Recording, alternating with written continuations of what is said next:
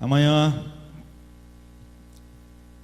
e para vergonha nossa, não é? Muitos protestantes acham ser o dia de Halloween, mas amanhã é o dia da reforma, não é?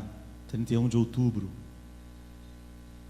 Há 494 anos, Martim Lutero colocou suas teses e a reforma aconteceu. E grande parte dos que se dizem protestantes não conhecem nada do que foi feito naqueles dias e às vezes nem lembra, não é? Que amanhã é esse dia, amanhã é o aniversário, não é? Disso que foi o maior avivamento da história da igreja em todos os tempos, não é? E Martim Lutero, no meio da reforma, escreveu uma obra, não é? Uma obra importante naqueles dias, chamado O Cativeiro Babilônico da Igreja.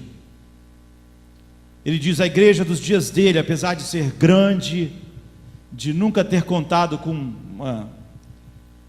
tantos membros, países inteiros, né, construíram as maiores, as melhores catedrais que existem até hoje.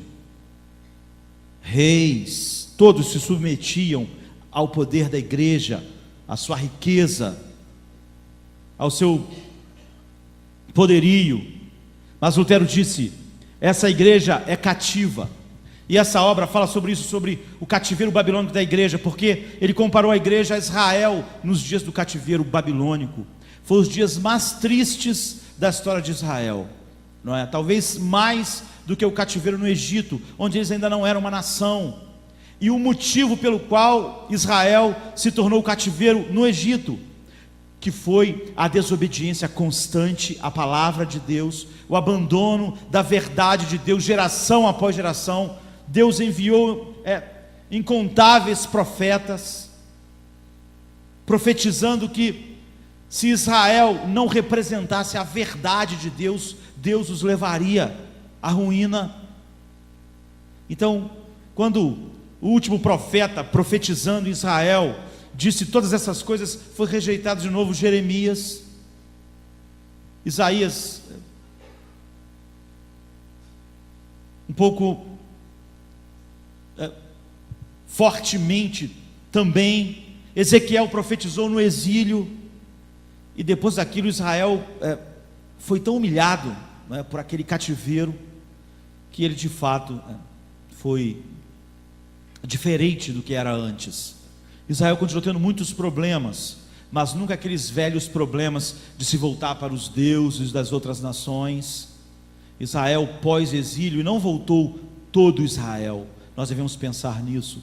Voltou um grupo pequeno de pessoas, que a Bíblia chama de remanescente, para fundar de novo aquela nação que tinha ido para ruínas. Portanto, Lutero compara a igreja dos dias dele, aquela igreja rica, poderosa, controlando reinos, a uma igreja cativa na Babilônia, cativa ao mundo, que não expressava a verdade de Deus.